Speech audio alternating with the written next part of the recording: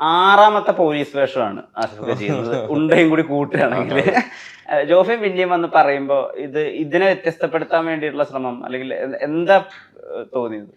അല്ല, ഞാൻ ഇതിന്റെ ഇപ്പൊ ഒരു പോലീസ് വേഷം അല്ലെങ്കിൽ ഒരു പോലീസ് കഥ കേൾക്കുന്നുള്ള ഒരു ക്യൂരിയോസിറ്റിയിലേ അല്ല ഈ സിനിമയെ ഞാൻ അപ്രോച്ച് ചെയ്തിട്ടുള്ളത്. ഈ സിനിമയുടെ ഒരു സ്ക്രീൻ പ്ലേ ഉണ്ട്.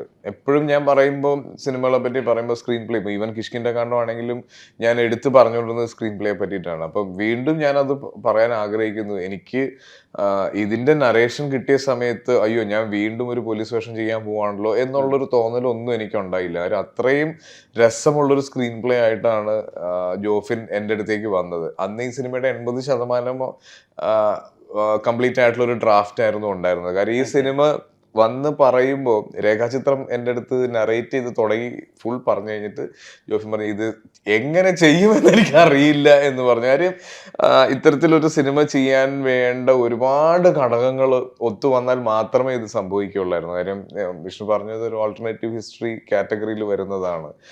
ഒരുപാട് പഴയ കാലഘട്ടം നമ്മൾ റീക്രിയേറ്റ് ചെയ്യണം. ഒരുപാട് സ്റ്റേജിങ് ഉണ്ട്, മെറ്റീരിയൽ കളക്ഷൻ ഉണ്ട്, രണ്ട് ടൈം ലൈൻ ഉണ്ട്. അഗെയിൻ ഈ സിനിമയ്ക്ക് പെർമിഷൻസ് മാത്രം എടുക്കാൻ ഉള്ള ഒരു സ്ട്രഗിൾ ഉണ്ടായിരുന്നു. അപ്പൊ അത്തരത്തിലൊക്കെ കുറെ കാര്യങ്ങൾ ഒരുമിച്ച് വന്നാൽ മാത്രമേ ഈ സിനിമ സംഭവിക്കുള്ളൂ എന്നുള്ളത് കൂടെ പറഞ്ഞാണ് എന്റെ ഫസ്റ്റ് നറേഷൻ ജോഫിൻ ക്ലോസ് ചെയ്യുന്നത്. അപ്പൊ ആ സമയത്ത് ഞാനിതൊരു പോലീസ് വേഷം ചെയ്യാൻ പോകുന്നു അങ്ങനെ തലവൻ റിലീസ് ആവുന്നതിന് മുന്നേ ആയിരുന്നു അത്. അപ്പൊ ഞാനിത് കേട്ട് കഴിഞ്ഞിട്ട് അടുത്ത സ്റ്റെപ്പിലാണ് ആൻഡ്രോ ജോസഫ് എന്ന് പറഞ്ഞ ആൾ ഈ സിനിമയിലേക്ക് വരുന്നത്. അപ്പൊ എനിക്ക് കുറെ കൂടെ ക്യൂരിയോസിറ്റി വന്നു. ഓക്കെ, ആൻഡ്രോ ചേട്ടൻ വിചാരിച്ചാൽ ഈ സിനിമയ്ക്ക് ഈ പറയുന്ന ഘടകങ്ങൾ എല്ലാം കുറെ ഓരോന്നോരോന്നായിട്ട് ഓവർകം ചെയ്യാൻ പറ്റും. പിന്നെ വേണു കുന്നപ്പള്ളി എന്ന് പറഞ്ഞ പ്രൊഡ്യൂസർ വരുന്നു ഈ സിനിമയ്ക്ക്. ഇപ്പൊ 2018 എന്ന് പറഞ്ഞ സിനിമ മാത്രം മതി അദ്ദേഹം ഒരു സിനിമയ്ക്ക് വേണ്ടി എന്തൊക്കെ ചെയ്യുമെന്ന് കാണിക്കാൻ വേണ്ടി. അപ്പൊ അങ്ങനെ ഒരു നല്ല ടീം വരുന്നു. അടുത്തത് അപ്പു പ്രഭാകർ, ലെവൽ ക്രോസിന് ശേഷം അപ്പു. കാരണം ജോഫിനൊരു കാര്യം ഈ സിനിമയുടെ മേക്കിങ്ങിൽ മൊത്തം നമ്മുടെ കൂടെ നിൽക്കുന്ന ഒരു ടീം വേണം. കാര്യം ഇതിൻ്റെ അകത്ത് ഒരുപാട് ട്രയൽ ആൻഡ് എറർ പ്രോസസ്സ് നടക്കാൻ സാധ്യതയുള്ളൊരു ഫിൽമിങ് പ്രോസസ് ഉണ്ട് ഇതിന്. അപ്പൊ അത് അങ്ങനത്തെ ഒരു ടീമിനെ ബിൽഡ് ചെയ്ത് കൊണ്ടുവരുന്നു. ഷമീർ ഓഫ് കോഴ്സ് ഇതിന്റെ സ്ക്രിപ്റ്റ് എഡിറ്റ് മുതൽ ഷമീർ ഉണ്ട് ഇതിൻ്റെ അകത്ത്. അപ്പൊ അങ്ങനെ ഓരോരുത്തരായിട്ട് വരുന്നു. പിന്നെ കാസ്റ്റിങ്ങിനെ പറ്റി സംസാരിക്കുന്നു. ഓരോരുത്തരായിട്ട് കാസ്റ്റിംഗിലേക്ക് വരുന്നു. അനശ്വരയുടെ കാസ്റ്റിംഗ് കുറച്ച് ക്രൂഷ്യൽ ആയിട്ടുള്ള ഒരു കാസ്റ്റിംഗ് ആണ്. മനോജ് ഏട്ടന്റെ കുറച്ച് ക്രൂഷ്യൽ ആയിട്ടുള്ളതാണ്. അപ്പൊ അങ്ങനെ ഓരോരുത്തരെ കൊണ്ടുവന്നു മനോജ് ഏട്ടൻ ഇതുവരെ കാണാത്തൊരു ലുക്കിലേക്ക് കൊണ്ടുവരാൻ ശ്രമിക്കുന്നു. നമ്മള് ബിഗ് ബിയിലൊക്കെ ഉണ്ടായിരുന്ന ഒരു റെഫറൻസിലേക്ക് അങ്ങനെ അദ്ദേഹം അത് അദ്ദേഹം സമ്മതിക്കുമോ എന്നുള്ളൊരു പേടി ഞങ്ങൾക്ക് ഉണ്ടാകുന്നു. അങ്ങനെ ഭയങ്കര രസമുള്ള ഒരു പ്രോസസ് ഈ സിനിമയ്ക്ക് പുറകിലുണ്ടായിരുന്നു.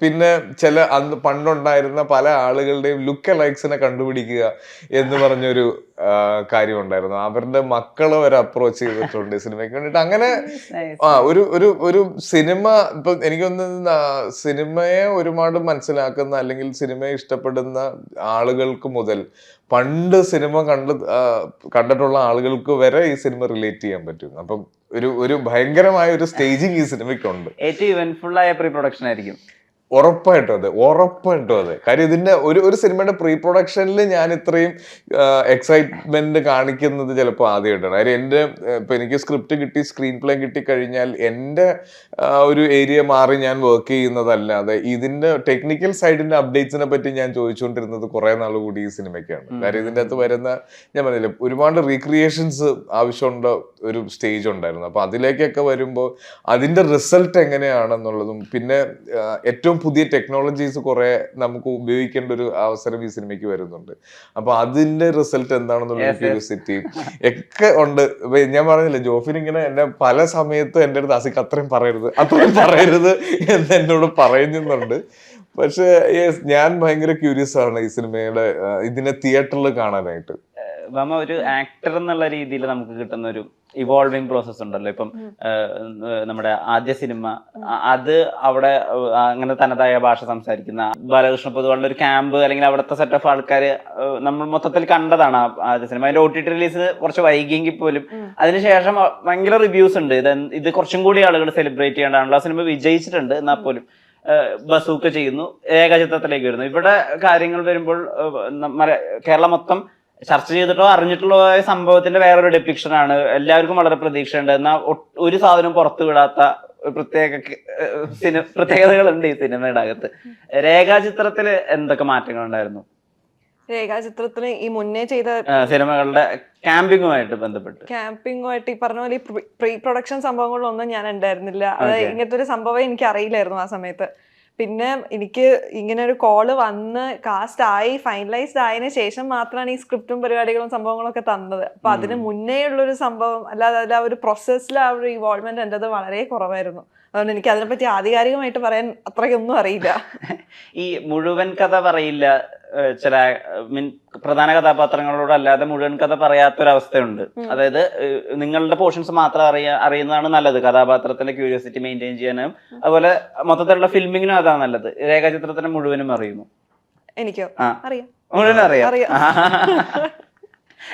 മൊത്തം നറേറ്റ് ചെയ്ത് തന്നിട്ടുണ്ടായിരുന്നു, പറഞ്ഞു തന്നിട്ടുണ്ടായിരുന്നു. കാരണം എന്നാലും സംഭവം മനസ്സിലാക്കി ചെയ്യാൻ പറ്റുമോ?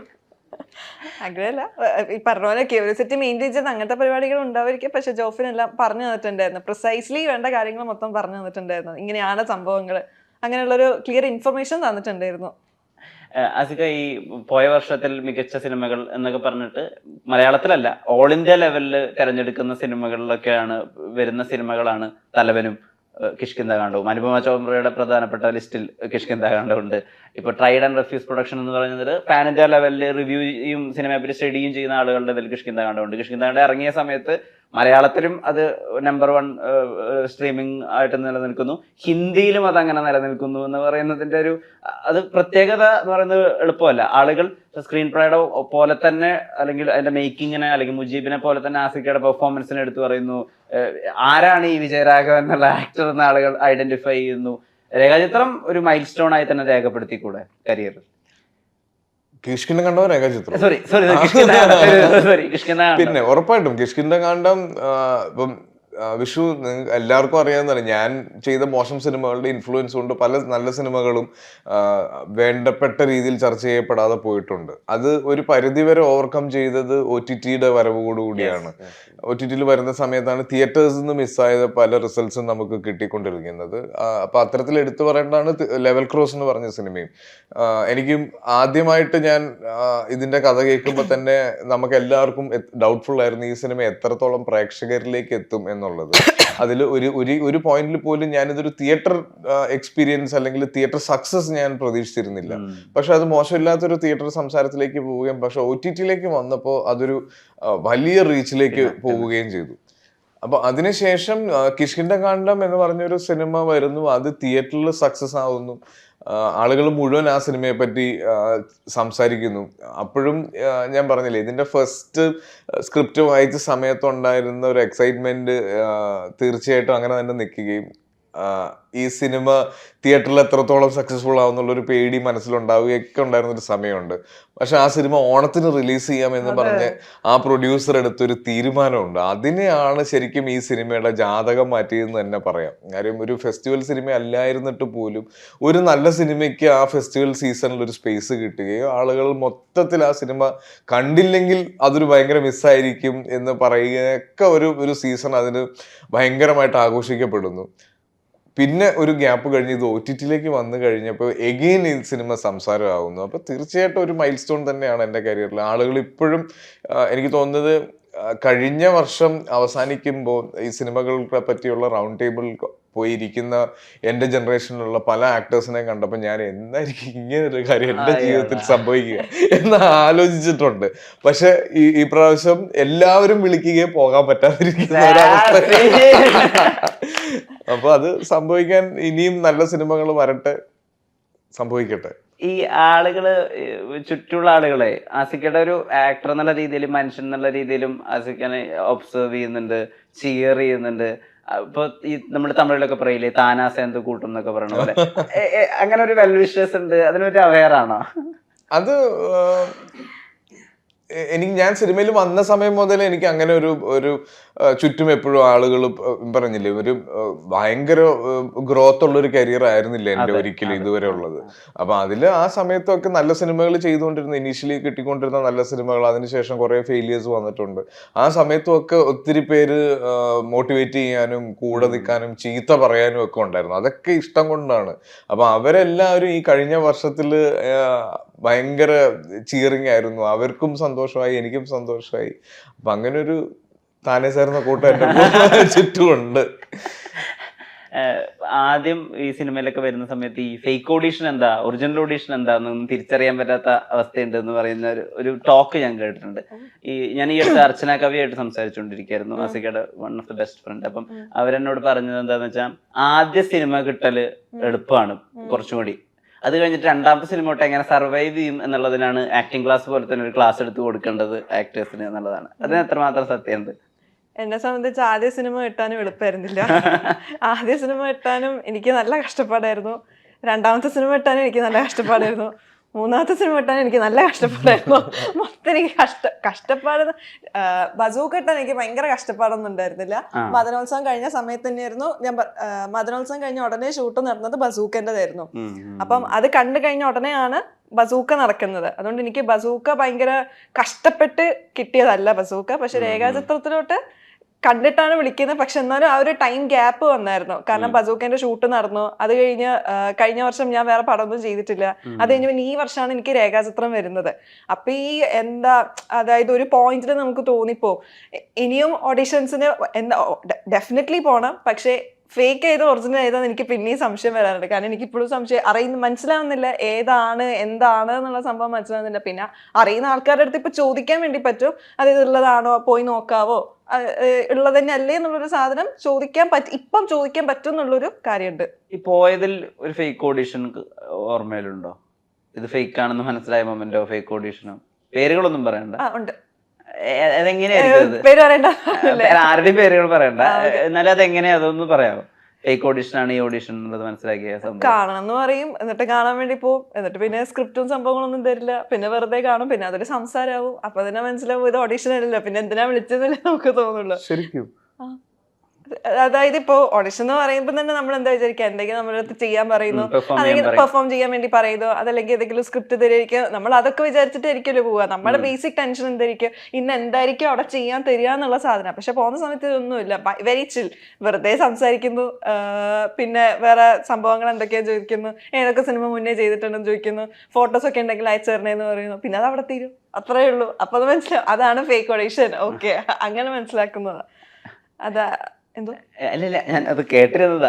അല്ല, ഈ പണ്ടും ഞാൻ സിനിമയിൽ വന്ന സമയത്ത് മമ്മൂക്കൊക്കെ പറഞ്ഞൊരു കാര്യമുണ്ട്, പണ്ട് സിനിമയിലേക്ക് വരാൻ ഭയങ്കര എളുപ്പമായിരുന്നു.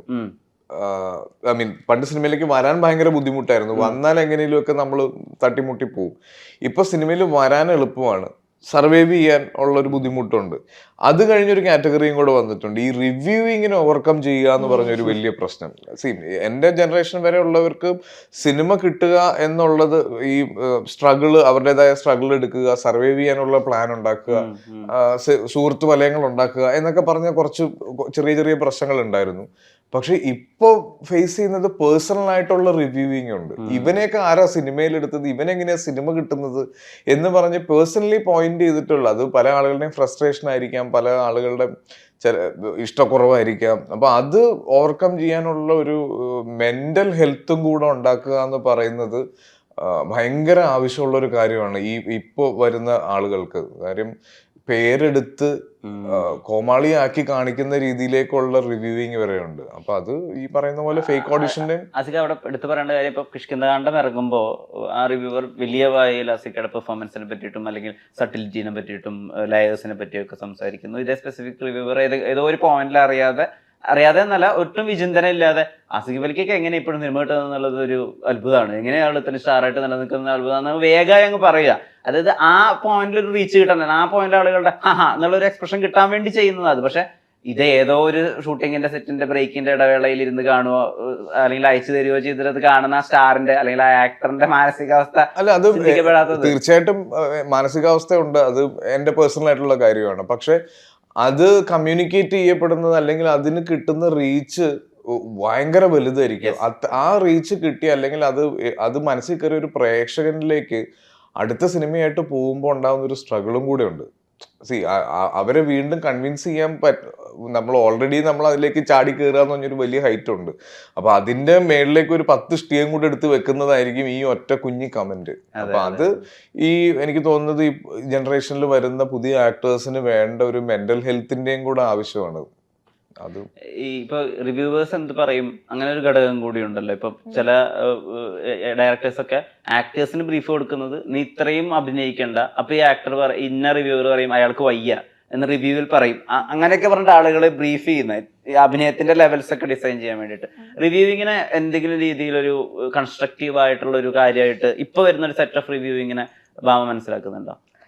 ഇപ്പൊ ഒരാൾക്ക് റിവ്യൂ പറയണമെന്നുണ്ടെങ്കിൽ ഓരോരാൾക്ക് ഓരോ പെർസ്പെക്ഷൻസ് ആയിരിക്കും. ഇപ്പൊ എന്റെ പെർസ്പെക്റ്റീവ് ആയിരിക്കില്ല സിനിമ കാണുമ്പോൾ ഓരോരാളുടേതും അപ്പൊ ഡിഫറെന്റ് ആയിരിക്കും. അപ്പോൾ ഇപ്പൊ ഒരാള് കണ്ടിട്ട് ആ സിനിമ കൊള്ളില്ല എന്ന് പറഞ്ഞാൽ ചിലപ്പോൾ അത് ആളുടെ പെർസ്പെക്റ്റീവിലായിരിക്കും അത് കൊള്ളില്ല എന്നാവുന്നത്. പക്ഷെ മറ്റേയാൾക്ക് ചിലപ്പോൾ അത് ഇഷ്ടമായിരിക്കും. പക്ഷെ ഈ റിവ്യൂ എല്ലാവർക്കും പറയാം, every human has the right. അത് കൊള്ളില്ല നല്ലതാണെന്ന് പറയേണ്ട റൈറ്റ് ഉണ്ട്. പക്ഷെ ആ പറഞ്ഞ ആളെ ഡിപ്പെൻഡ് ചെയ്ത് നമ്മൾ വേറൊരാളെ ക്രിട്ടിസൈസ് ചെയ്യുക, അപ്പൊ അത് മറ്റേ ഓപ്പോസിറ്റ് നിൽക്കുന്ന ആളുടെ മെന്റൽ ഹെൽത്തിനെ അല്ലെങ്കിൽ അത് എങ്ങനെയൊക്കെ എഫക്ട് ചെയ്യുന്നത് നമുക്ക് ഒരിക്കലും അറിയില്ല. എത്രത്തോളം ഹേർട്ട് ആവുന്നുണ്ട് എന്നുള്ളൊരു കാര്യം ഒരിക്കലും നമുക്കത് മനസ്സിലാവില്ല. ചിലവർ അത് ഈസി ആയിട്ട് ഹാൻഡിൽ ചെയ്യും, ചിലവർക്ക് അത് ഭയങ്കര ബുദ്ധിമുട്ടായിരിക്കും, ചിലവർക്ക് അത് ട്രോമാസ് ഉണ്ടാക്കും, നമുക്കറിയില്ല. നമ്മുടെ ഒരു ഒറ്റ വാക്കുകൊണ്ടായിരിക്കും, പറഞ്ഞൊരു വ്യക്തിയുടെ ഒറ്റ വാക്കുകൊണ്ടായിരിക്കും ചിലപ്പോൾ ഇത്രയും പ്രശ്നങ്ങൾ ഉണ്ടാകുന്നത്. അത് ഹാൻഡിൽ ചെയ്യാനുള്ളൊരു മെന്റൽ കപ്പാസിറ്റി ഭയങ്കര അധികമായിട്ട് വേണം.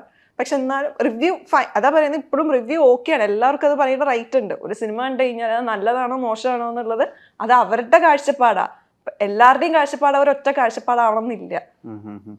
ഇക്ക രണ്ട് പ്രധാനപ്പെട്ട ഏരിയകളെ പറ്റി ചോദിക്കണം എന്ന് വിചാരിച്ചു. രേഖാചിത്രം കണ്ടപ്പോഴാണ് ഞാൻ അതിനെ കൂടുതൽ ആലോചിച്ചത്. ഒന്ന്, ഈ അച്ഛൻ മകൻ ബന്ധങ്ങളിൽ വരുന്ന ആസിഫ് അലി. ഇപ്പൊ അത് ആസിഫ് ശ്രദ്ധിച്ചിട്ടുണ്ടോ എന്ന് എനിക്കറിയില്ല. കിഷ്കിന്ധാകാന്ഡത്തിലെ അച്ഛൻ മകൻ സീൻ ആളുകൾ എടുത്ത് സംസാരിക്കുന്നു, അതിന് പറ്റി ആളുകൾ വിശദീകരിച്ചെഴുതുന്നു. അനുരാഗരിക്കുമുള്ളതിലെ അച്ഛൻ മകൻ ബന്ധത്തെ പറ്റി ആളുകൾ സംസാരിക്കുന്നു. വിജയ് സൂപ്പർ പൗർണമിയിലെ അച്ഛൻ മകൻ ബന്ധത്തിന്റെ ടെലിഫോണിക് കോൺവെർസേഷൻ ആളുകളുടെ വളരെ ഫേവറേറ്റ് ആയ ഒന്നാണ്. എന്താ പറയാ, സൺഡേ ഹോളിഡേയിൽ വളരെ ലൈറ്റ് ആയിട്ട് പറഞ്ഞൊരു അച്ഛൻ മകൻ ബന്ധം.